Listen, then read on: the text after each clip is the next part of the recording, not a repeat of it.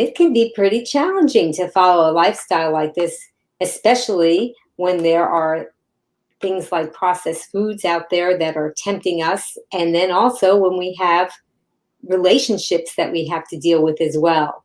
Mm-hmm. So on this program, we've had on physicians and bodybuilders, all kinds of people that are such experts in what they do.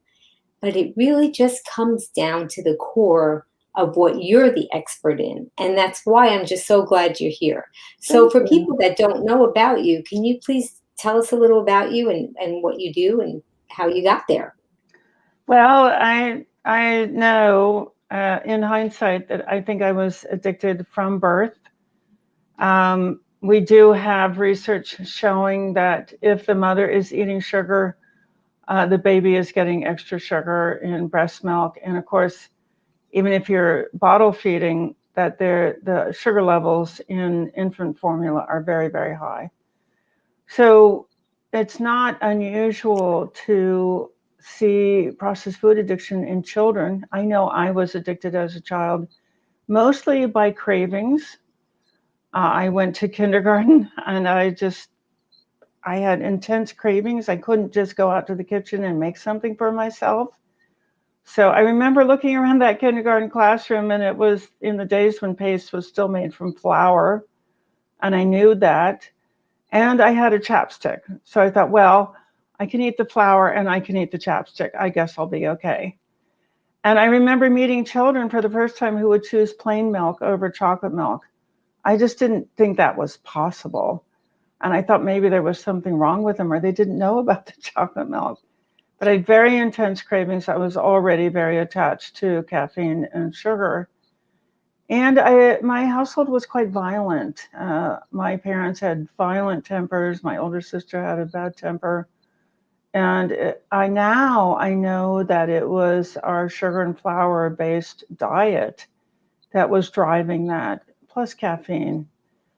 So I grew up really trying hard to please my parents to keep them from being upset all the time. It was a losing battle. But when I had my children in 1983 and 84, I did not want them to grow up in a household, in an angry household. But I had this terrible thing where I could just break out in raging, totally beyond my control. But the other thing that happened is because I was pregnant 2 years in a row, I did develop a weight problem. So I didn't have a weight problem until then, but I was processed food addicted.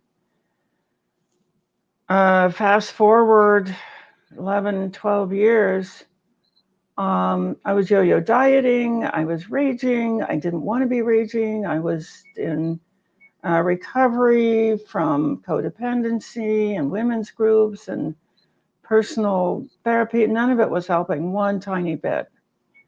And finally, one of the people in one of my groups said to me, "Why don't you try this food addicts in recovery group?" And I didn't understand why, but she could hear the sugar driving my rage. Well, I was a yo-yo dieter, so I regained the weight, and in January 1996, I started making my first clean meals. I did go to that food addicts in recovery group, and I just got on their food plan. I said, well, I'm not food addicted, but I'll do this food plan. And within 4 days, amazing things were happening. The cravings stopped. I didn't know I had cravings because I'd had them all my whole life, but they stopped. I stopped thinking about food all the time. My brain fog cleared up and my fatigue went away on day 4. So it's like the first thing to tell people is don't worry about immediate gratification. Good things are going to happen very quickly as you get rid of those processed foods. And then the allergies got better, and the bloating went away, and inflammation went away, and a constant sinus infection went away. But it was really in the 3rd week that I adopted this as a career. And in that week, I realized that I hadn't yelled at any of my family members. I hadn't felt the need to correct them or criticize them or be irritable with them or angry with them in 3 weeks. And oh, it just hit me like a ton of bricks. This has something to do with the food. So I did go to my support group that weekend. I asked, do people become less irritable on this food plan? And there were 20 people in the room and they said yes. And I just thought, wow, all those years spent in therapy, in codependency recovery, and women's recovery groups, and it wasn't ever about anything other than I had substances in my system which made me rage. So I was off. I had earned an undergraduate degree in economics and political science. I had worked for the Wisconsin State Legislature on their fiscal policy staff. I had gone back to school. I'd earned an MBA from Stanford. I had worked for 5 years in a Fortune 200 company and their finance staff. And I just put all of that to the side and I said, I've got to teach people about these processed foods. So I tried a lot of different things to get people to get off the processed foods. I wrote a popular book. I got on TV. I went around, I gave lots of talks. I let people come and consult one-on-one. I eventually, in 2004, I was told by a TV producer that I couldn't be on this big deal national TV show because I didn't have a credential in my field. My undergraduate degree and my MBA didn't count. I needed a degree in a food-related field. Well, I went back to school and got my PhD. I said, well, I'll get one of those degrees. And I learned how to read research. And we did publish the first description of processed food addiction in the academic press. While I was doing my doctoral program, I did my internship in a small church in South Houston. And that was the first thing and the only thing I did that worked. So I didn't understand the importance of it at the time, but these people had been going to this faith organization together for 40 years. And when one of them started doing this food plan and getting results, it spread like wildfire through the whole congregation. I just hold that thought because I'm going to come back to it. So that was like attempt number 5 or 6 to try to get people to get off, because I started out with a handout. My children, I started getting them clean food. Their grades went up and their athletic performance went up and their personalities became wonderful. They lost some weight and became very confident. They became leaders in their school and their grades came up. And I just thought, this is not fair. I'm going to tell the other mothers to do this as well. So I created a little handout and nobody did it. And so that's why I wrote the book. I wrote a popular book. I said, well, maybe they just don't know how. I spent 3 years writing a popular book, and that didn't work. The popular book did very well. I got on TV shows. PBS started doing a couple of shows with me in Houston, and that didn't work. I just kept thinking, this is so obvious. Why don't we have a whole wave? Why don't people just jump on this? Because I was getting incredible results. Just the irritability in my whole household went down. But what I was missing was the power of a severe addiction. So you cannot just tell an alcoholic about how wonderful water is. And you can't just tell people how wonderful clean food is. You've got to actually help their brains recover from being dominated by addicted brain cells. So I kept going, but I didn't know that at the time. Even after I finished my PhD, I started publishing, writing chapters for books. And then my dad died in 2014, and CRC Press, which is the biggest textbook publisher in the world, came and asked me if I would write the textbook for the field, which I did. Here it is. It took me 3 years, and I made 2 very important discoveries in the course of writing the textbook. One, this is a severe addiction. The American Psychiatric Association has diagnostic methods for determining if somebody has a severe addiction. And the way people use processed foods matches the criteria for a severe addiction to alcohol. That was a huge discovery. And that began the explanation for why nothing I had done over those previous, it was, 18 years by then, nothing had worked because I wasn't addressing the addiction. I had fallen into the trap of thinking that you could just tell people about this. Well, you cannot just tell an alcoholic about the wonders of water and how much better their life will be. You need to retrain the addicted brain cells in order to get that person to a safe place.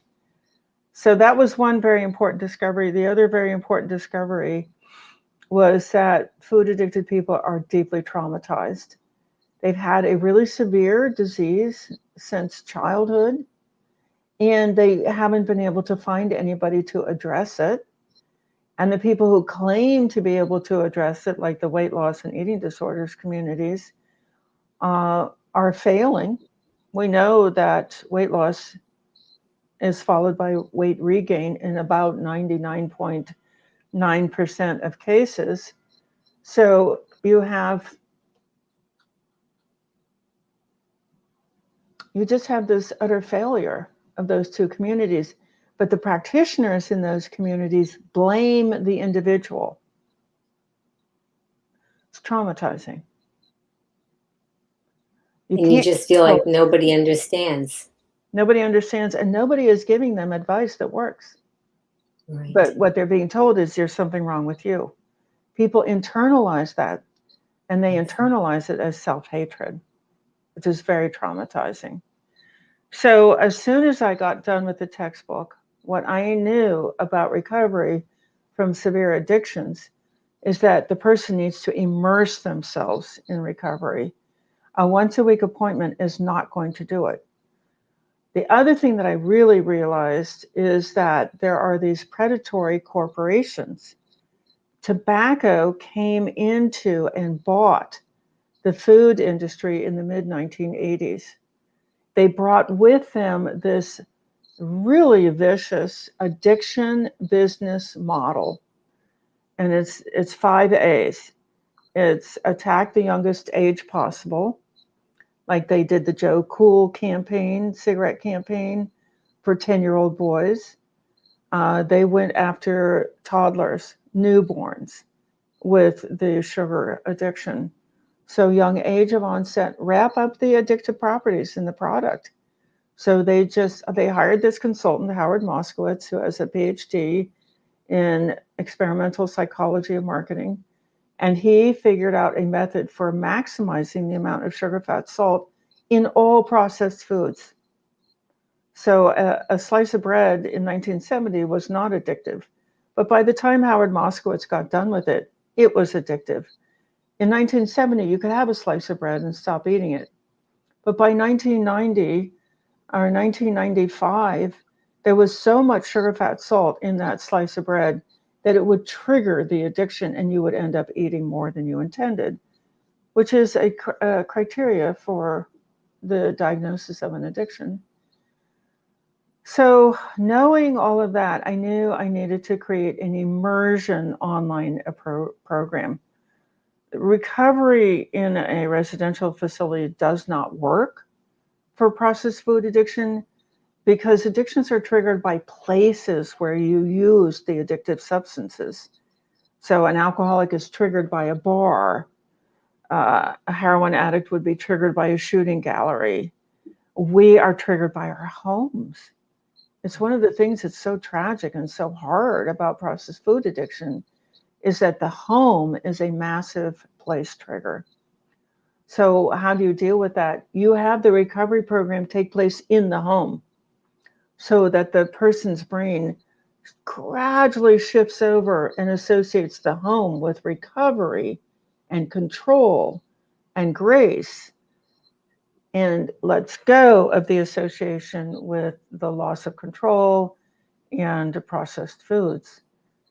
So I started out, even in the middle of the textbook, before I'd finished the textbook, I said, okay, well, Alcoholics Anonymous says 90 meetings in 90 days. I'll have a daily phone call.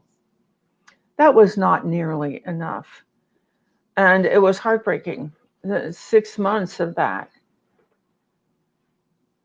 It was really hard that people still couldn't get control of their food. But in December of that year, I had my first Zoom experience. And I thought, oh, eye contact, I bet that would help. And in the first week of January 2018, we had an immersion week.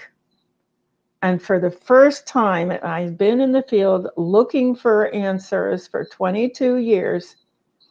We started on that very first day.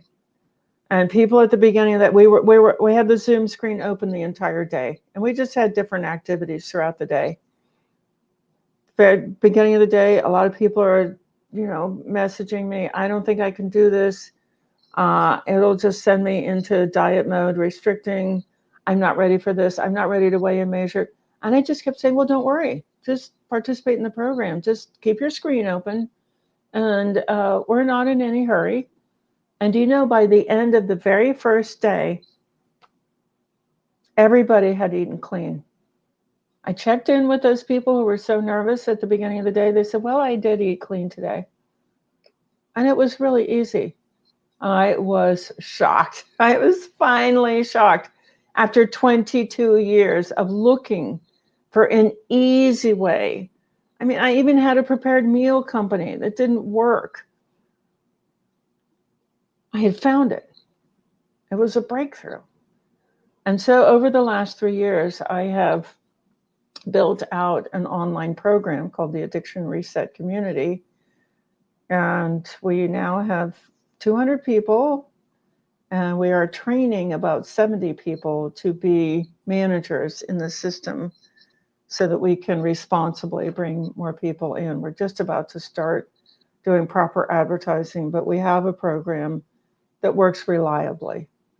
And so it's basically about the tribe. You need a tribe that's in the same mindset and that you can feel that you can confess to if things don't go right, and it's a safe place and you're not being judged. And that's hard to find. You have hit in this part. We now know that the most powerful part of the brain is the conformance drive, because for all the millions of years of human evolution, if you were in a band, a small band of people, 7 to 12 people, you would live because you would copy what they were doing. If they were eating, you ate. If they were looking for food, you looked for food. If they were looking for shelter, you looked for shelter. If they were in the shelter, you went in the shelter. If there was a predator to be fought off, you all fought off that predator together. Your children would survive and your genes would be passed on. But if you didn't have strong conformance drive and you were the person who wandered off by yourself, well, the giant hyenas were waiting for you. And we do have evidence that those giant hyenas ate humans. You would not survive and your genes would not be passed on. So conformance drive is the single most powerful mechanism in the brain. And that's what happened on January 1st, 2018. People were able to engage their conformance drive over that Zoom screen. And that is what happened. That's how the food industry got us addicted in the first place. And that is how we are working our way out of the addiction. So that's really incredible that you know that. That's good to know. Well, it's fascinating because I don't think that people realize how prevalent this processed food is. And some people don't really even know what processed food means. They might think it means a cookie, but it's so much more than that. And it's so much, a large part of the average American's diet is processed foods. And we don't even realize it. So at one point I went into the USDA, the United States Department of Agriculture statistics. These are not published, but I went in and constructed them from the it's called disappearance data. It's the data, it shows what is disappearing into the culture. And I found that over a pound per person per day on average of sugars, including high fructose corn syrup, flours containing gluten, high fat dairy, and French fries, or any kind of a fried potato, a pound per person per day was disappearing into the US economy. That includes children, that includes people who don't eat those foods. And so, at least half the country is eating more than a pound per person per day of those substances. And the body is not reacting to them like food. The body is reacting to them as if they were addictive drugs. And this is why we have epidemics of diabetes and heart disease and learning difficulty. It's just, there are about 140 diseases associated with processed foods. And you look at every one of them, and we have an epidemic of them. Oh my goodness. Yeah. This presentation that you're going to be doing is just going to be so helpful, because these are the things that nobody's talking about. It should be on the front page of every newspaper and all the magazines that have the different things that they cover. This should just be out there, mainstream. It should be common knowledge. Yes, I agree. And I'm so grateful to you for making it so, being part of that process. So as far as processed foods go, it's not just cookies. You talked about bread. Isn't it something about the ingredients in bread? I thought I heard something about comparing how much salt was in a slice of bread to a potato chip. Was that something that you had talked about once? I don't remember that, but so what Howard Moskowitz did to all of these processed foods, all these corporate products, was he kept increasing the amount of sugar, fat, and salt in the product until the consumer objected. They said, oh, this is too sweet, or this is too salty, or this is too fatty. And so he created this method where they could maximize those highly addictive ingredients. I mean, we know that when fat touches the roof of the mouth, the brain is impacted in half a second. When sugar or salt touch taste buds in the mouth, the brain is impacted in half a second.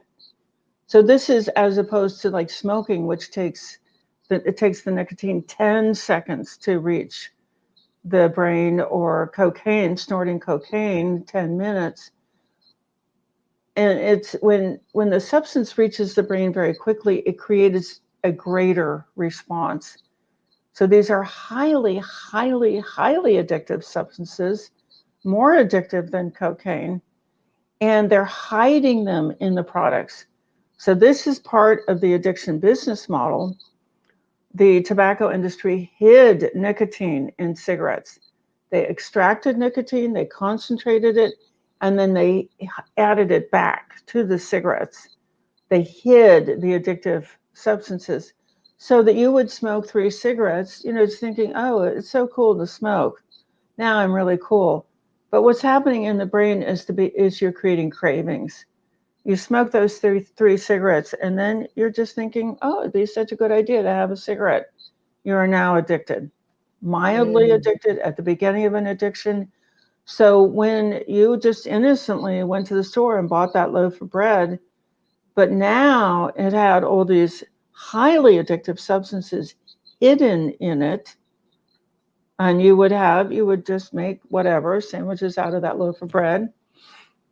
But by the end of that loaf of bread, or a few more loaves of bread, you were addicted. You had created these sensitized reward brain cells that now react by releasing craving neurotransmitters. You're bombarded with craving thoughts that eventually lead to obsession. And that's how the country got to be, over 70% of the country, the US, is now overweight or obese. And they can't stop. They can't lose that weight. They want to cut back and they can't. That's another characteristic of an addiction. So it's sugars, it's flour, particularly gluten. Gluten has been shown to contain a kind of natural morphine, and it's excessive salt. It's dairy. Dairy has 4 kinds of a natural casomorphine in it. It's designed to put a baby cow to sleep so that the baby cow will absorb nutrients. It's processed fats and caffeine, and then food additives. So there's this terrible idea that it's only ultra processed foods. No, that's not true, because people can make less processed foods at home, but it's just like making meth at home.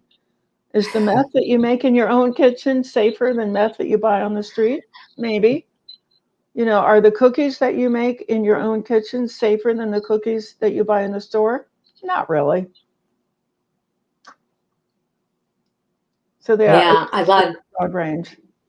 a lot of people, with the lifestyle that I adopted and promote, is SOS free, sugar, oil, and salt free.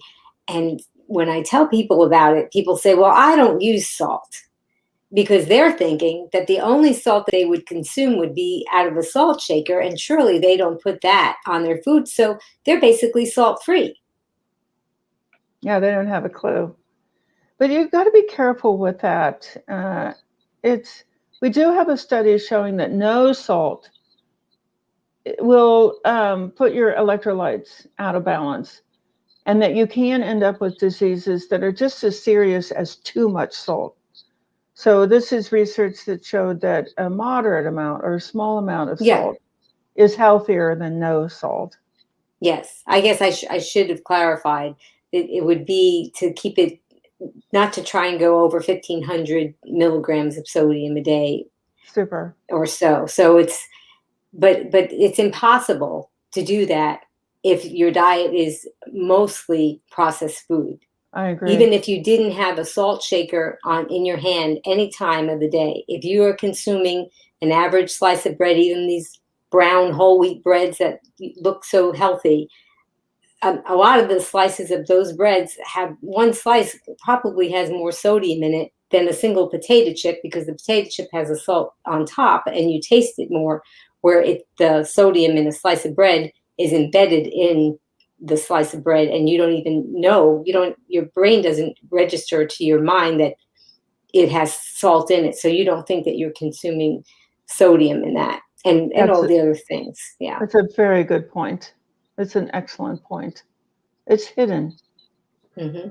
Yeah, and so you didn't ask for this. This is not your fault. Yes, and that's so important, because it's so easy to give up on trying to change things and make yourself healthier if you think, well, there's just something wrong with me, and maybe you can do it, but I certainly can't, because there's something wrong with me and I'm different from other people. And knowing that it isn't your fault, and that you've just been exposed to these processed foods that are chemically engineered to addict you. That is such an important thing to know. Yeah, it's the single greatest message. Not only is it not your fault that you developed overeating, it's also not your fault that all these programs that you've spent time and money on did not work. There are two issues there. The food industry is creating the loss of control, and then the diet and eating disorder industries are not addressing it. And we have a presentation today that's going to really show your listeners why these weight loss and eating disorder programs could never have worked. Well, let's get started with that. I'm really excited to see what you're going to present. Yay, thank you. So over the 3 years of running the Addiction Reset community, I have really pondered why it works. So many of our members have spent tens of thousands of dollars in years and even decades with weight loss and eating disorder programs. And then they have been told that the program didn't work because the person was not trying hard enough or didn't really want it, which is not true. And it's really emotionally abusive to tell somebody for a faulty program, a broken program, that it's the person's fault. So what my goal with this set of slides is for your viewers to see why those programs did not work. There are 20 must-haves. And if you don't have any one of them, then the program is not going to work. So let's get into this. You need complete support. This is a severe addiction. Most people will meet 6 or more of the diagnostic criteria.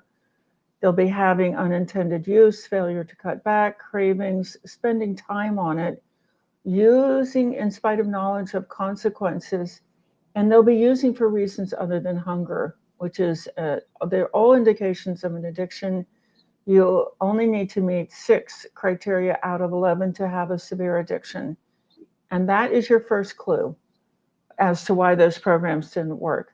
They were not complete. Complete support equals success. Incomplete support equals lack of success. So you need a lot of different skills. You need recognition that this is a highly complex addiction. And when you don't have that recognition, you experience needless suffering, and it's not your fault. So lots of skills. These are the skills that we teach, and this is essential. I'm going to go through why each of these areas is essential. You have to know the research. The research shows that this is a severe addiction, and you have to know what that means in terms of brain function. You have to know how to manage food, because food triggers the addiction unless you know how to manage it. You need to know how to manage lapsing. You need to be in meetings that don't have any stress.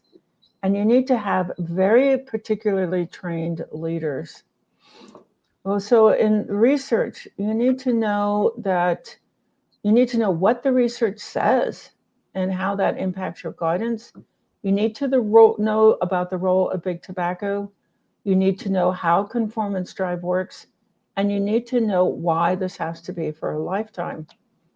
So why does the program have to be based on research? A lot of programs are based on individual experiences.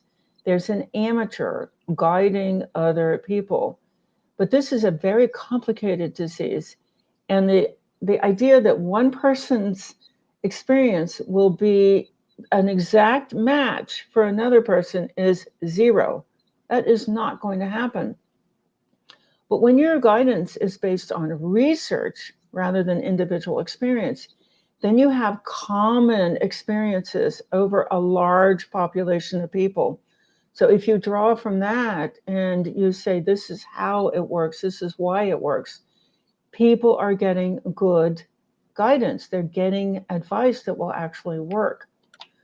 So I have a colleague, a wonderful colleague, Jamie Morgan, and I said to her, Jamie, if you didn't have research, what would the problem be? And she said, if I didn't know the research, I would be hopelessly lost in the cycle of self-blame, shame, and guilt, always thinking I was the problem. After all, that's what my doctors and counselors always told me. Your program must recognize that there are predatory corporations out there and that they are employing the addiction business model to keep you addicted, to keep you spending money on their products. If you know that, then you can get training in how to defend against that. And you can defend against it. They hire these scientists like Howie Moskowitz.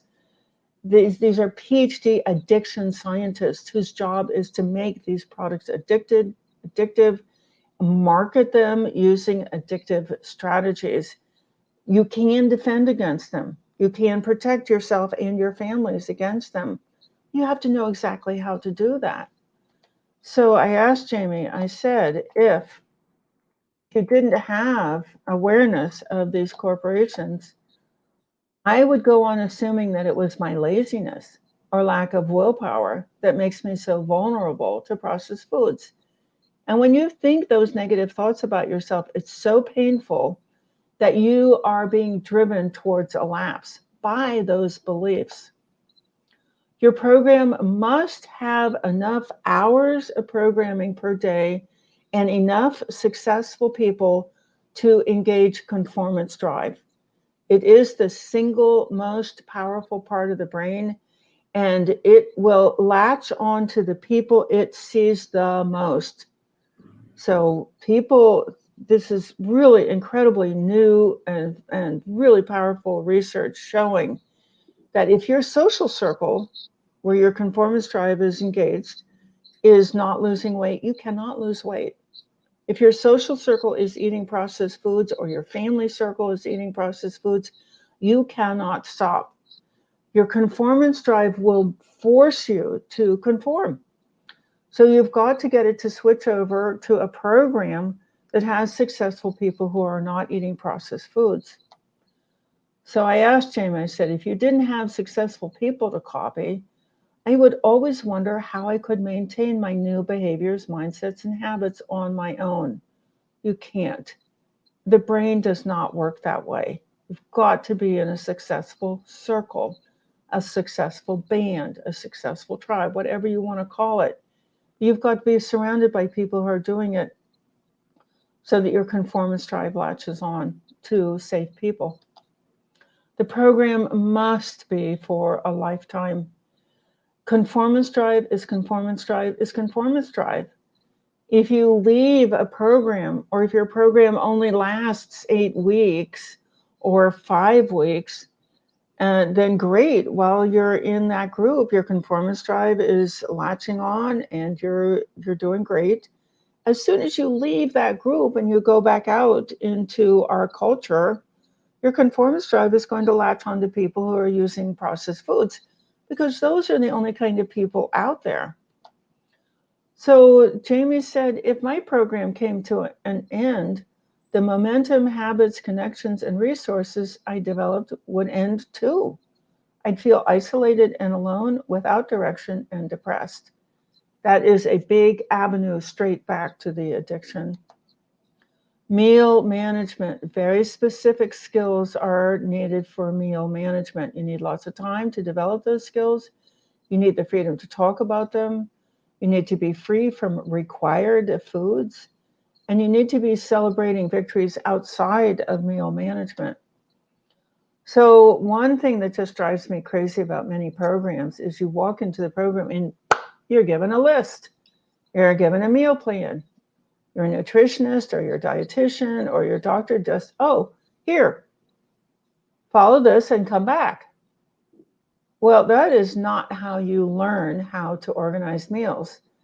It takes a lot of time to very consistently get clean meals available, stacked up in your refrigerator.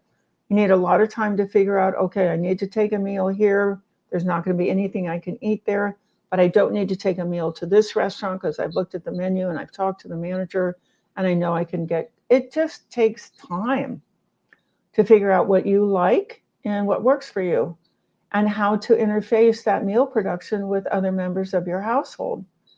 So if you if you're in a program where you're not okay, like you can't talk until you're abstinent, or your guide, your sponsor is going to fire you if you don't get your meals organized by a certain time. That is so stressful. It's so unrealistic. It's really cruel. You're asking somebody to do something and telling them they're bad if they don't do it, when it's not possible for them to do it. You haven't taught them yet to do it. So if I had to organize my meals quickly, I'd feel overwhelmed. I'd decide that it wasn't worth doing anything at all. I can't stand the thought of failing again, so I would just quit. I wouldn't even try. That is the danger of being in a program that expects you to have your meals organized before they've taught you the skills to do it. Members can talk as needed. It's really important that members being able to talk when they need to and not dependent on whether they've eaten or not eaten something. And they need to be able to talk about whatever, because the stressors in this are numerous. I have 6 categories of cues, and you need to be able to talk about stress. You need to be able to talk about cueing. You need to be able to talk about everything. And there are actually programs out there that will only let you talk about food. And that is a program that is designed to fail. You need to be able to talk about all the stressors, all the victories in your life. So a lot of programs say that you can't talk at all if you've eaten some peculiar food. So if I were defined by what I had eaten, I would be the darkest, saddest version of myself. I would be alone, separated, ashamed, feeling like no one can know or relate to my darkest food secrets. This is shaming when you're not allowed to talk. The message is, oh, you've done something bad and you're out of your mind. So we don't want to hear from you. There are programs that actually say that. If you're in one of those programs, that is why you're struggling. You have to be in a program that doesn't require you to eat foods that you're allergic to or that you just plain old don't like. And yes, there are programs out there that, like, for example, require you to eat a grain every day. Well, a lot of people are allergic to grains and they don't tolerate them. So if you're in that program, run.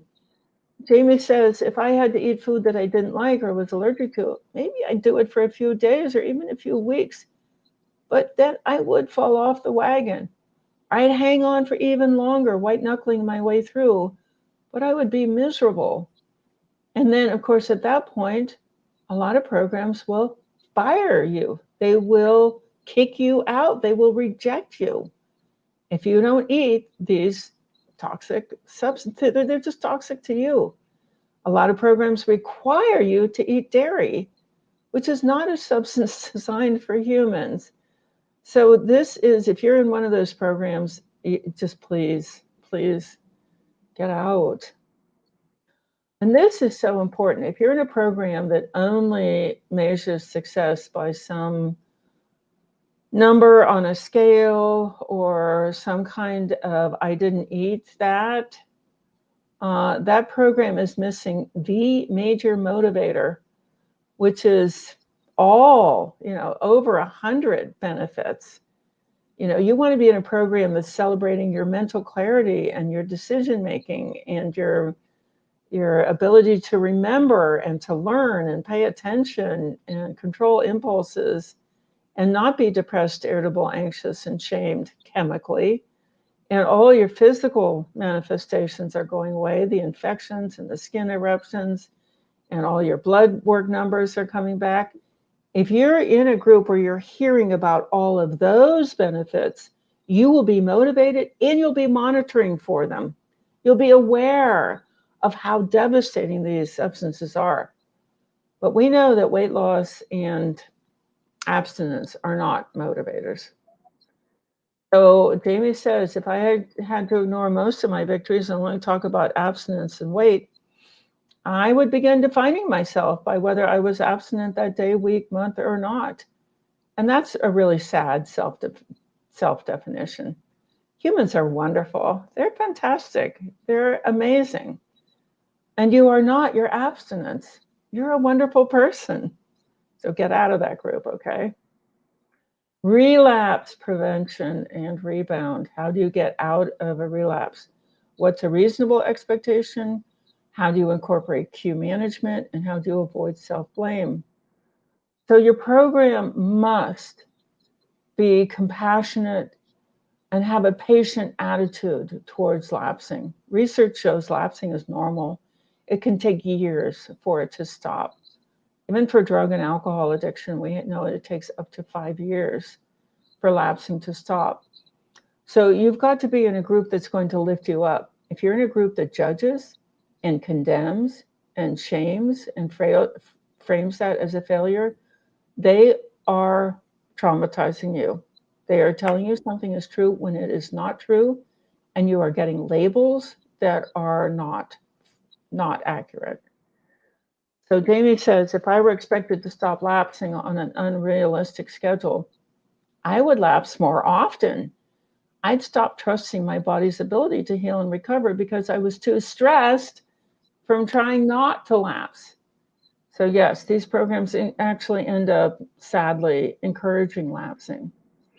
You've got to have a program in cue management because addictions are triggered by, I mean, it's a lot of different cues, but you can work your way through these long lists of cues.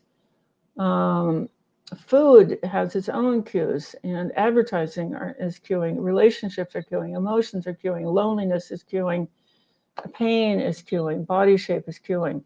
But you can, in a really top-notch program, you can be taught by copying other people, not by just reading a handout, but by copying people who have learned to neutralize cues and avoid cues.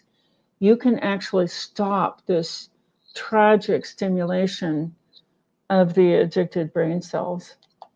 So Jamie says, if I didn't know how to manage cues, I'd still be blaming myself, lack of willpower, childhood issues, because I would believe that's why I couldn't control myself. But now that Jamie knows it's about cues, she's controlling the cueing and she's got control over her food. First, control the cues, then get control over your food. So you've got to stop hating yourself for lapsing and start understanding that lapses are not your fault. So if I blamed myself for lapses, I'd give up because I'd feel like I was a failure and there was no way out. So why try? And this is the belief system that many people come into our programs with. And we have to talk them out of that, like right away. Lapsing is normal. I'm sorry it happened. I know it's painful. I know you got a headache now, but let's work backwards and let's look at how the cues built up until you had so much craving neurotransmitter in your head that it was controlling your behavior and not your frontal lobe where you want to control behavior. Meeting structure and meeting environment is crucial. You have to be able to immerse yourself. You've got decades of food industry messaging stuck in your head. We've got to replace that with recovery messaging. You've got to be able to talk to somebody between meetings. You've got to be able to talk as needed, and you've got to have control over your time. So frequent meetings. Processed foods dysregulate all four of the major pleasure pathways in the brain. So dopamine and serotonin and opiates and cannabinoids, they're not working. However, there's another fantastic pleasurable neurotransmitter called oxytocin. And oxytocin is released in community. It's released in meetings. So you can be lifting yourself up and feeling good while your reward pathways are repairing.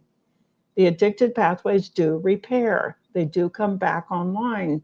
You can feel pleasure again, and you've got to get into a meeting that will teach you how to make that happen. So you've got to be able to get into lots of meetings every day, 365 days a year, because the addiction does get worse on holidays. And you've got to be able to get into them online because you cannot be getting dressed and going to 2 to 4 hours of meeting a day in your car. You can't go somewhere. But you can flip on your computer or your cell phone or your tablet and listen to a meeting where, for example, we're up to 12 hours a day of live programming. We are around the world, so you have to be in a particular time zone to get that many hours. Nobody gets all 12, but up to 8, so that you can adjust your schedule and actually get into them. I estimate that people need 2 to 4 hours a day. You don't have to be fully paying attention. You could be playing it like radio in the background, but your brain will be picking it up and replacing the addictive messaging in your head with recovery messaging.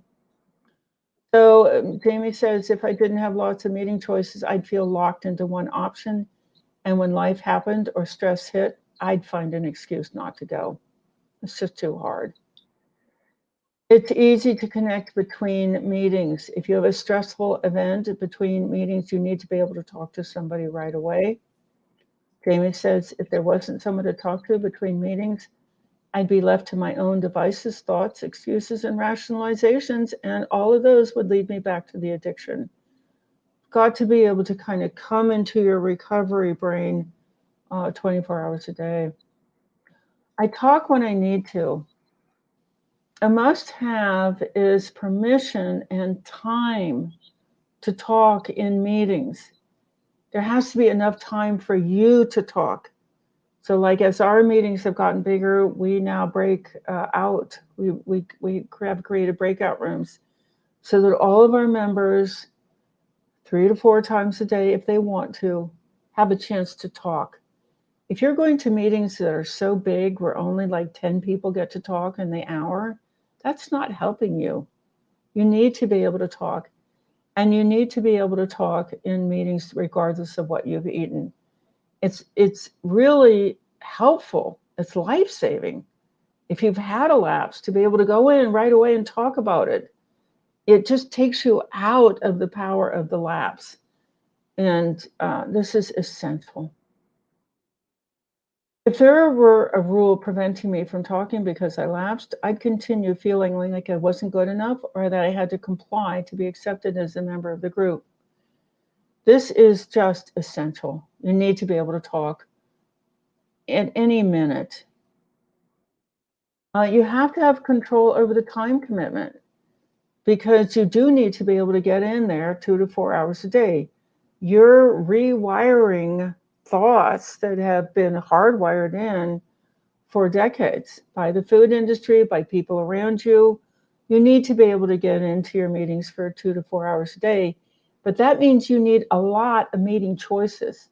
So that on this day you have a conflict at that meeting, but you can go to a different meeting, or you can listen to a webcast, or you can listen to a webinar, but you've got to have a lot of flexibility. If I didn't have control over when I was ready to try things, I'd feel forced, rushed, and stressed by other people's agendas, timelines, and experiences. I wouldn't feel free to be me. Yeah, you've got to wait until the little voice in the back of your head says, I'm ready to try. I'm ready to try. You can't have somebody forcing an agenda on you. So leadership qualities are extremely important. You've got to have expertise, a strength building orientation, stress-free people, visions, not goals, and you've got to do something called cognitive restoration. So this is expertise. So that when you have a lapse, for example, your leader is able to explain to you what happened in your environment that led to that lapse. If you don't have that kind of an explanation, if they're saying, oh, childhood issues, you can't learn what to do. You say, oh, well, when I go to my volunteer job, I need to move that dish of candy someplace where I can't see it. That's useful. That's according to the research. Or, I really have to stop going to these binge fests with my 4 best friends because their influence over me is really great. But I'm not ready to do that yet. So you've got to have a leader who's expert in what is actually causing the lapsing. If I had to depend on an amateur for advice, I'd feel confused, skeptical, misled. I wouldn't know what good leadership looks like. I would still be responding to amateurs. Amateurs are not adequate for this disease. It's too powerful. Leaders are maximizing strengths. A must-have is leaders who are feeding back to you your strengths, praising you for your strengths, identifying your strengths, describing your strengths. We're up against the most vicious addiction scientists at these corporations ever. And we have to be really, really strong. We have to be able to see ourselves as strong. So we need leaders who are constantly feeding back to us, mirroring strengths. A lot of programs don't do that. They want to work through your childhood issues or your character defects, and you're going to feel weak. Jamie says, if I were required to dwell on my character defects, I'd become depressed, self-deprecating, and anxious, waiting for another defect to be popped up. I would begin defining myself as defective. And when you define yourself as defective, the addiction just rushes in and controls. But when you define yourself as strong, then you can face off against those voices in your head. Environment has to be stress-free. We know that stress activates the addiction. So weird rules, like I have to get up at 5 o'clock in the morning to make a phone call, or I have to call people I don't know. I don't want to call them. Again, this is like you've got to wait until you're ready. Like we don't have any requirements. We have a lot of opportunities. We have a lot of encouragement. But we, even in our video chats, people can come in and they can turn off their cameras, and they can turn off their microphones and listen to it in the background. They don't have to participate. They don't have to talk, and they don't have to come at any particular time. It's very, very relaxed. And in that relaxed environment, people are able to move forward and build. So if my recovery program were stressful, I'd be seeking approval for my compliance, but the stress would send me further into my addiction. Pretty soon I'd be eating again without knowing why. Visioning replaces goal setting. As soon as you set a goal, you have created stress. So you need a program where the leaders are trained in how to create a vision. Well, I would like to be the kind of person who has control over their food. That's really helpful. That teaches the brain where to go and what kinds of things to produce. But I have to be eating clean by May 12th. No, that will send you straight into the food. So if I had to set goals and meet deadlines in my recovery program, they would hang over my head, dominate my thoughts, detract from the peace and joy I feel when I trust myself, and I go at my own pace. So this is so important, and nobody else is doing this. A cognitive restoration. Frontal lobe is deprived of blood supply in an addiction because the blood is going to the addicted brain cells, the stressed brain cells, and your attention span, learning, decision making, memory, impulse control, they're all being deprived of blood flow. So you need to be able to teach how to calm down the addicted and stressed brain cells and get that blood flow to go back into the frontal lobe. These are competing systems, and you need your decision making and your learning to be online. So you need very specific training in how to stop sending blood flow to the addicted brain cells and start sending it to your frontal lobe. So Jamie says, if I had to meet unrealistic expectations because my frontal lobe's not working, I'd feel overwhelmed, stressed out, and frustrated. I judge myself on why my brain isn't working the way it was supposed to. This is really sophisticated, cutting edge, absolutely essential. So the must-haves: research-based, awareness of corporate addiction practices, awareness of conformance drive. It's got to be for a lifetime. You've got to have time to slowly organize things. You've got to be able to talk as needed, not be required to eat foods you don't like. All victories celebrated. Understanding that it takes years for lapsing to stop. A lot of training in cue management. Release from self-blame. You've got to have an immersion structure available to you. It's got to be easy to connect. Talk when you need to.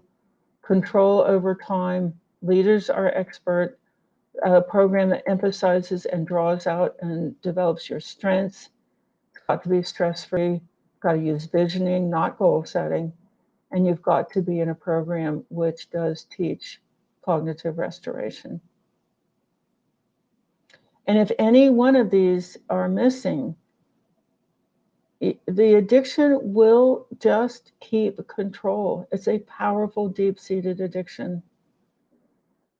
So there we do have the Addiction Reset community. There's our contact information, processedfoodaddiction.com, and get help at foodaddictionreset.com. All right. Thanks a lot, Dr. Ifland.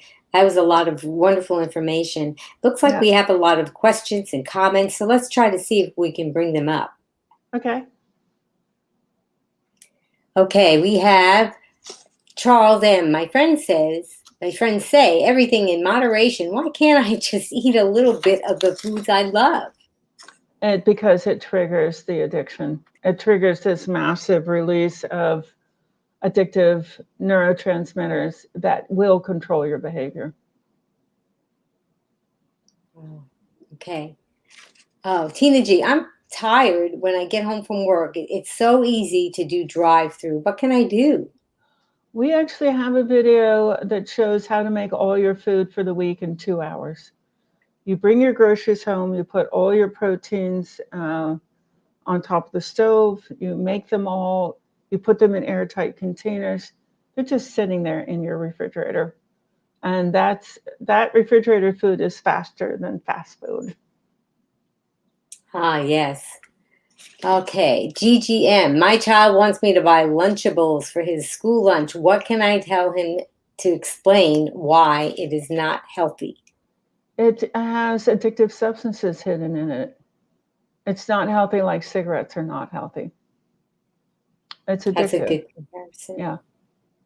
Yeah. That's a good. Okay. And what are the 5A the food industry has taken over? I think you kind of touched on it, but say it again. Yeah. Young age of onset, so like toddlers, addictive substances hidden in the product, like nicotine's hidden in cigarettes, sugar, fat, salt, dairy, it's hidden in our food. Lots and lots of advertising, hundreds of hours of cartoon commercials, lots of availability. So it's everywhere. You can always reinforce the addiction by reaching out and getting something, and then affordable, very cheap prices. So tobacco didn't come into processed foods until very, very cheap high fructose corn syrup was available, and they knew they could get the prices way down. That's very helpful. Anne wants to know if the cookie base is beans and dates as sweetener, SOS free, sugar, oil, salt free. Would that be safe? No, dates are a high sugar fruit, and that will trigger the addiction. That will trigger cravings. And if you process a bean, you've you've condensed the natural endorphins in the bean. That's what processing plants have, natural endorphins in them. And if you eat them with fiber and you don't process them, they absorb very slowly. You don't get the high and the crash. But when you process them, you're concentrating the endorphins, and you can create a high and a crash. It's the processing that makes them addictive. So if it no longer looks like a bean, it's been processed. That's very, very good. Eileen G, whenever I go to family gatherings, I can't help but eat the food that I know is bad for me. I want to socialize with my family. What can I do? So you can take your own food. You're going to learn that other people don't know how to make clean food. And so even if they say, oh, I'll make you something, don't. Just say, I'm working on a program. I am found that I am allergic to a lot of foods. You can just make it neutral. Just say, oh, I'm allergic to a lot of foods. I'll bring my own food. And you can make a tray, like you can make a tray of hors d'oeuvres, half of all clean, and you can make a double serving of a meal and just eat that at a social event. Eat half of it, and you know you've had a meal. Oh, that's a good strategy. Yeah. Teenage, I have been on a binge of sugar, fast food, and more sugar for over 2 weeks. What can I do? This is vicious. Sugar is more addictive than cocaine. I would just gently recommend that you go over to foodaddictionreset.com, take the self quiz there, and you will see whether you're suffering from an addiction. www.foodaddictionreset.com. There's a self quiz right on the home Okay. page. And that's the And place to get started. That'll get you onto our email list, and then we'll start working with you. yeah, you have a lot of free resources there too. Okay, I think we have Abby T. My husband is about 10 pounds overweight, but he keeps cookies and junk in the house. How do I keep from eating it? I guess it doesn't seem to be bothering the husband to have it around. Well, weight is not the only indicator. And in fact, about 20% of people don't accumulate fat tissue under the skin. They accumulate where you can't see it around organs, which is much more dangerous. It could be inside the liver, for example, and interfering with the body's ability to filter out toxins. It is making him sick. So it's feeding the cancer, it's disrupting digestion, it's elevating blood glucose. The accumulation of fat tissue is only one of about 140 medical problems that processed foods create. So everybody, every bite, just like everybody who smoked cigarettes was damaged by them. Every bite of processed foods is damaging. It's doing some kind of harm. So what you can say, and we have a whole program about queuing inside the household, availability inside the household is a huge problem. You can ask him to lock them up, keep them in the trunk of his car, and don't let you know where the keys are. That visual queuing, that availability queuing is very, very serious. And this idea that you should somehow be able to resist is nonsense. It's not supported by research. Sheer availability is triggering the release of those craving chemicals. If you get enough craving chemicals released inside your brain, they will reach over and grab hold of and control your behavior. The signal goes right from the addicted brain cells over to the movement and behavior brain cells. It doesn't go through the frontal lobe. You're not making a decision. The addiction is making a decision, and having it available in your house can trigger that. Wow, that is that if any, from everything that you said, that was just so profound, because Yeah. I think that a lot of people just feel like somebody, some other entity is taking control of their body, and even though Yes. their thoughts and reasoning that they Yes. know they shouldn't be doing it, but yet they're watching their hands reach out Yes. and take these things. It's wow, that's very profound that you said that. I I hope call it the that has robot touched walk. them. The robot walk. You're walking to get it.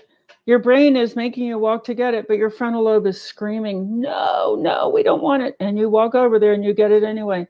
You can feel the competing systems in the brain, frontal lobe versus addicted brain cells.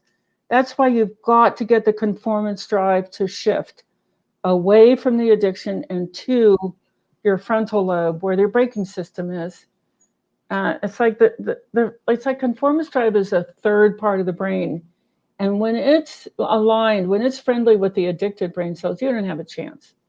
But if you can get conformance drive to swing over and be aligned with the frontal lobe, which you do by being around, by letting that brain see again and again and again, successful people not eating processed foods, it's amazing how easy everything gets.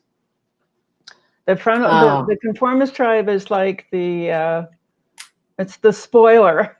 It's like it's two against one all the time. So you don't want it to be conformist drive plus addicted brain cells against the frontal lobe. You want it to be frontal lobe plus conformist drive against the addicted brain cells. that's another pearl of wisdom that you just gave us. So when we're not successful, we have to know that we're just being outnumbered, and we have to change the teams so that they're more in our favor. I That's love that. so I love profound. that. I love what you just said. Yes, you are outnumbered by the addicted brain cells. But so you got to recruit your conformants. They're called mirror neurons. They're a very specialized kind of brain cell. Mirror neurons. You got to recruit those to the frontal lobe, where you've got So decision making. Yeah. mirror, as in looking in a mirror and reflecting. Is that what you said? Mirror Neurons. neurons. They are the basis for conformance drive, and they do one thing, and they do it helplessly, which is they copy. They copy. They copy. They copy. They mirror. They imitate. They mimic. the people around you, and they send that messaging. What are people doing? Okay, well, we're going to be doing that too. They control a tremendous amount of human behavior. That's a very good to know, because I mean, here we are talking about addictive eating, and that's a very important topic. But who you surround yourselves with and who you spend your time with, or it could even be in front of the TV, in front of these processed food commercials, Absolutely. that's not just going to determine what you're eating, but maybe other lifestyle choices that you make and other choices in your life that you make. So they're going back to that primitive tribe that we've all come from and survived all those generations of people. And Yeah, the people that survived, which is us, survived because of the mirror neurons. They copied. exactly. Wow, that's so fabulous. Well, I'm just have enjoyed everything that you said. I think that we've Thank you. really helped a lot of people today. A lot of people have not heard this information, and it's so critical. And I hope that they can. We're going to put the links to your website and also to your published books in the Thank notes, so that if anybody's interested in those things, they can hop on to foodaddictionreset.com and all the you. Yeah, other things that we're going to provide in the show notes for them. thank So is there you. anything that you wanted to quickly mention Just, that we it's not didn't your cover? fault. It's not your fault. If you don't have all 20 of those elements in your program, or you don't have a program at all, do not believe that you should be able to control this. It's way too big. Oh, that's good advice. Yeah. So I want to ask Jess Tassi Voice to tell us who is going to be coming up next. And you guys that are listening, you're going to want to hear about this guest that's coming up. Shada lost over 120 pounds and has kept it off since adopting a plant-based lifestyle in 2012. Join Be Green with Amy live to hear Shada's inspiring story and watch her culinary demo. Wednesday, April 21st, 7 p.m. Eastern, 4 p.m. Pacific on Be Green with Amy live. Well, thank you so much, Dr. Ifland. You were Thanks, just Amy. fabulous. What a wonderful presentation and so much information. I hope maybe we'll have you back again and you can talk more about strategies that people can incorporate. And I also wanted to thank somebody in the background, and that's Rebecca from PKA Solves, and she's been engineering this whole time and helping with the PowerPoint presentation and getting all the buttons pressed so I could just soak up all this really good information and enjoy my visit with Dr. Ifland. I wanted to thank Jess Tasic from justtassevoice.com. She did the voiceovers and the intros and the countdown. But most of all, I want to thank you guys, the audience, because you're watching and you're listening. And without you, we wouldn't be here. And we really want to provide you with information that's going to help empower you to have a better life, a healthier life, and a life with more positive thoughts inside of your brain. And I want all of you, if you can please type in the comments as I sign off with Dr. Ifland. Thank you. Thanks so much for having me. I appreciate you. Be strong, be well, and be green. Bye-bye.